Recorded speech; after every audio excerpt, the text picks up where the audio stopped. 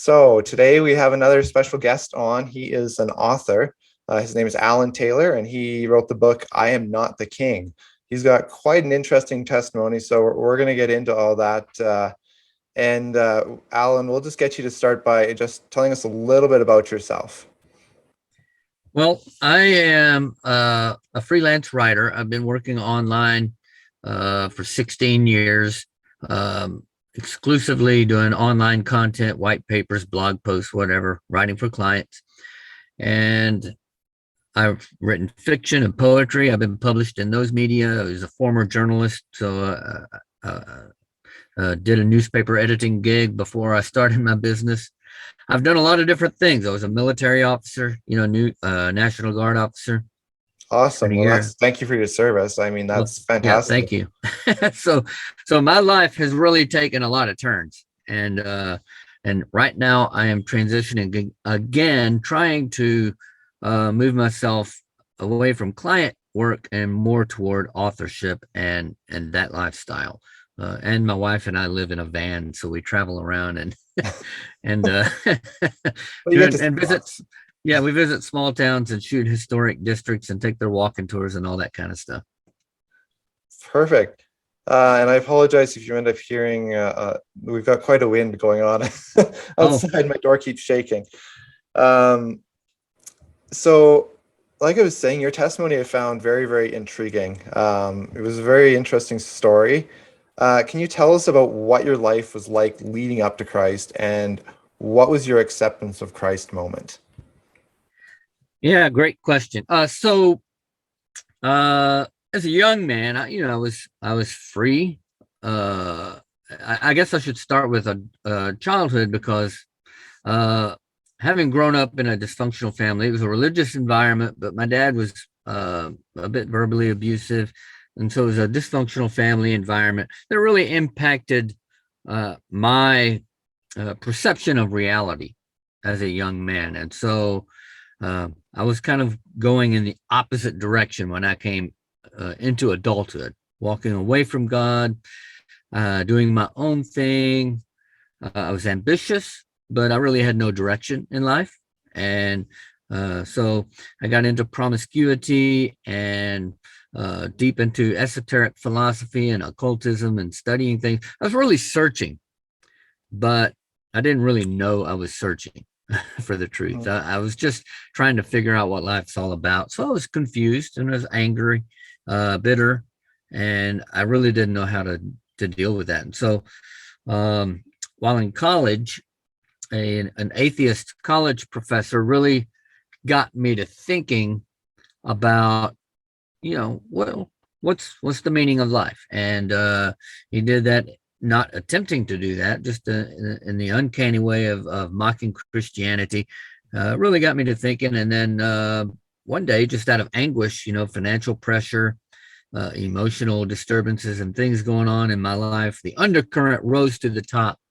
And I called out to God and asked for a sign. And he gave me a very powerful sign. And I knew it was from God. What was that sign? Well, yeah, thanks for asking. Um, so what happened? I called God and I called out to him, said, God, if you're real, show me a sign. And just like that, as soon as the words flew out of my mouth, I found myself spontaneously praising God right there alone in my efficiency apartment in Dallas, Texas. I was praising God, clapping my hands, a little bit of speaking in tongues, tears streaming down my cheeks. But I felt at peace about this. In my mind, I'm thinking, well, this is weird. What's going on? But I'm praising God and I feel at peace. And it was just, it was a strange experience. Yeah, it's funny how the Holy Spirit when comes on you, just it's powerful. Like, Yeah. Yeah, it is. And, it's gentle, but it's like it's against your will. Like, what am I doing? What's happening to me? So yeah, that was a unique experience. And I don't think it happens that way with everyone, but it happened that way with me. So well, God knows how to reach you and what to do to trigger that in your brain that I need this. And like you say, you were searching before. So Once you became a Christian, how did that impact your life? And what has your life been like after accepting Christ?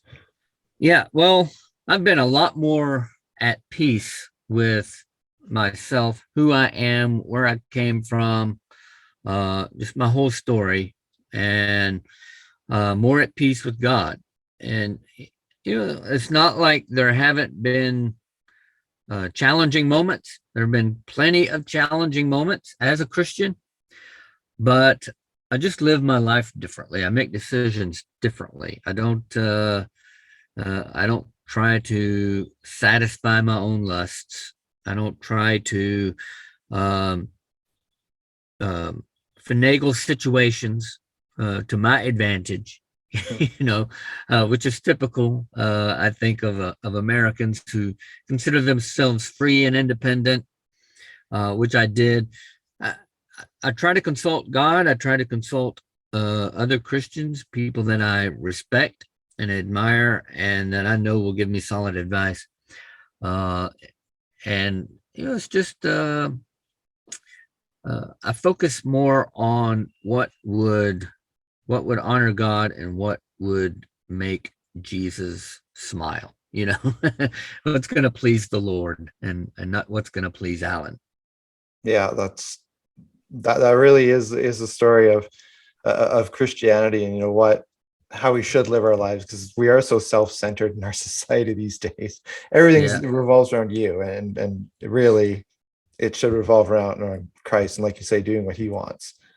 So that's yeah, really cool. and that's easier said than done. It definitely is. Sometimes he gives you a good swift kick in the butt, and Yes, you realize, oh, I'm not doing what I'm supposed to be doing. that's right. So tell us what inspired you to write your latest book here, the I'm Not the King. Yeah, that's a great question. Yeah, I uh I started receiving some letters from my mom. My mom, she's in her 70s now, and she started feeling like she hadn't done a good job of teaching her children, my two sisters and I, and her grandchildren, much about the faith, how to be a good Christian and all that. So she started writing letters, and she got a little preachy, and we don't exactly agree across the board on our theology. And so I felt the need to respond to these letters. So I wrote one of my own, and it got kind of long, but it didn't have the right tone.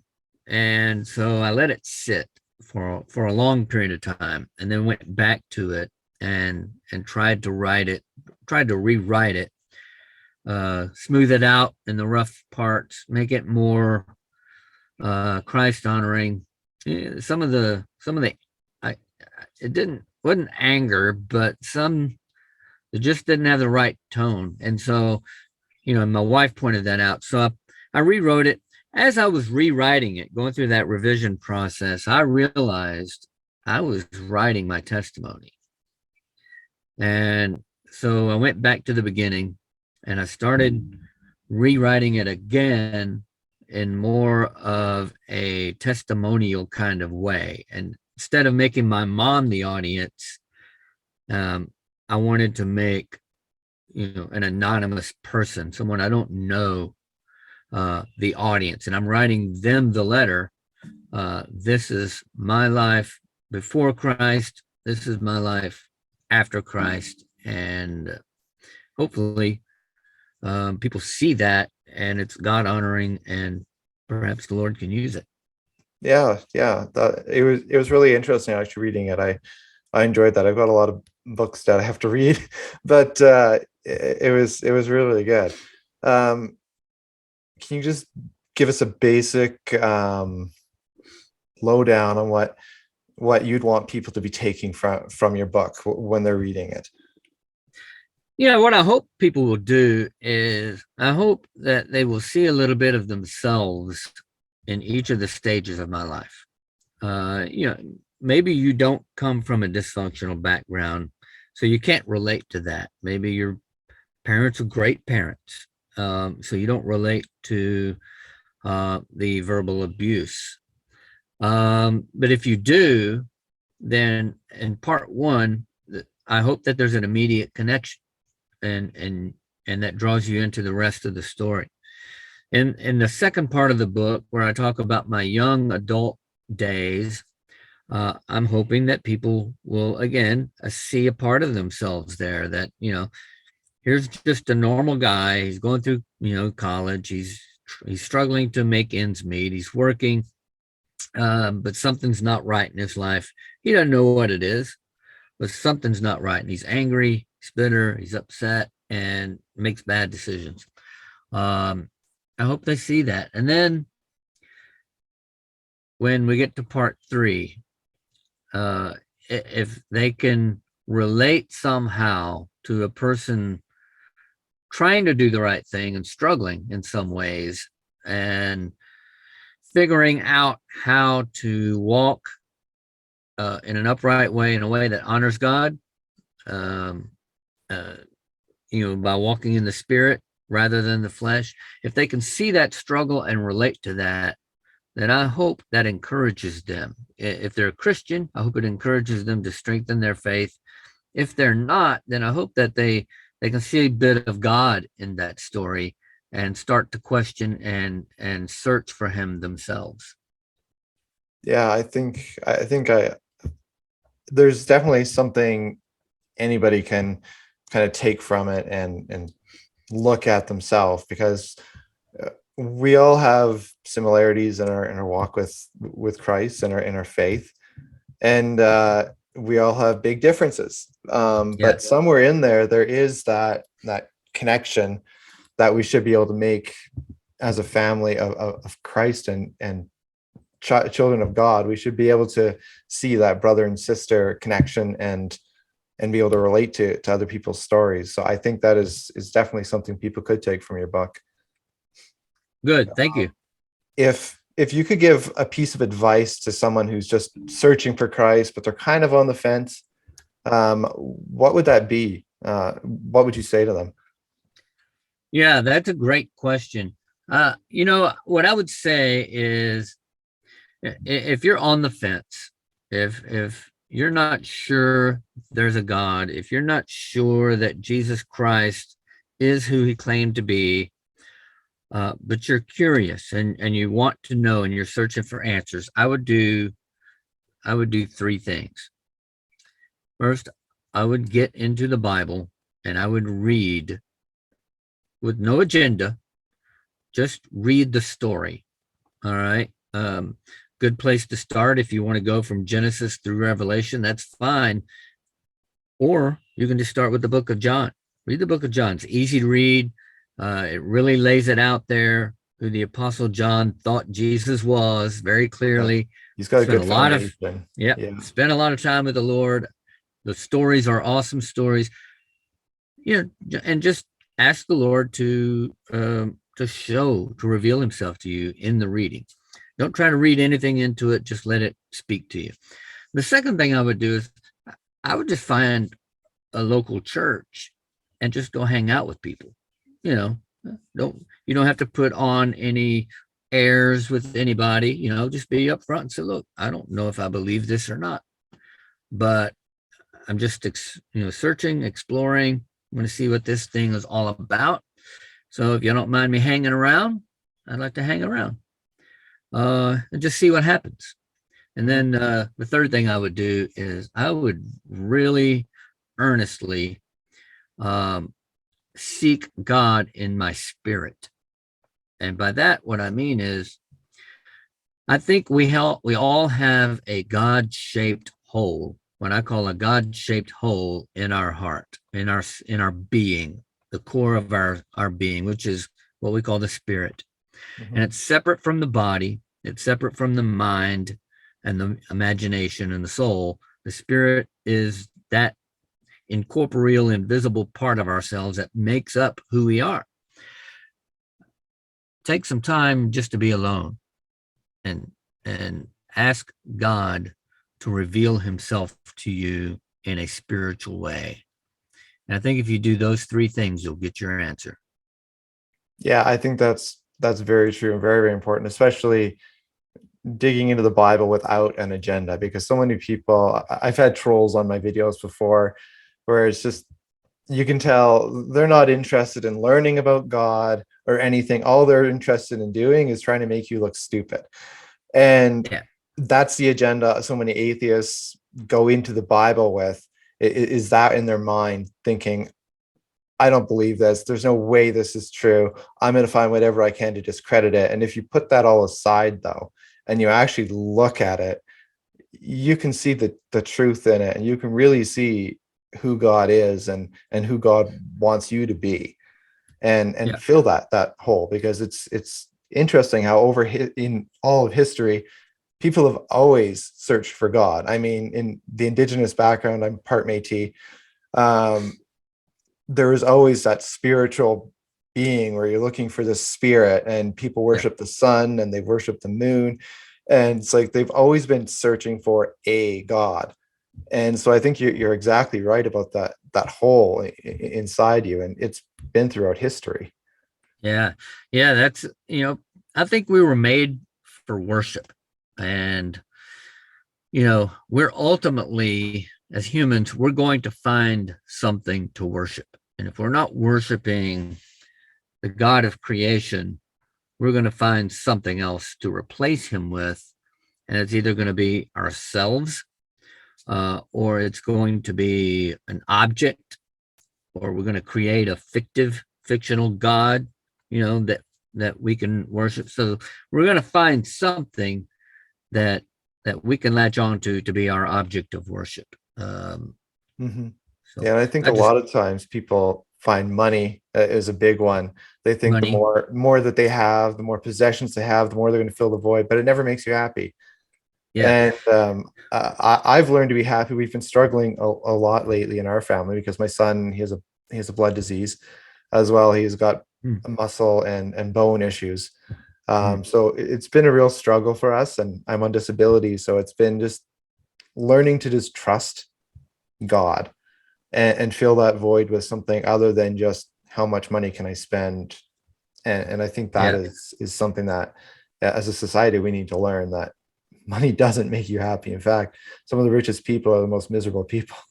Yeah, that's right. And yeah, and there's nothing wrong with money. It's a tool.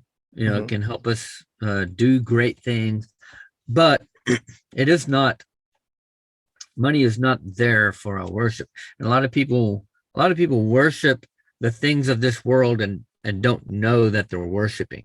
And Yes. so um and because they see worship as something some kind of ritual that you do, Yeah. and it's not necessarily a ritual, or a series of rites. It's just how you relate to other things. And if you're centered on God as your primary relationship, then everything you do will um, will be to honor Him. Your desire will be to honor Him in everything that you do, and that's what worship is. Mm.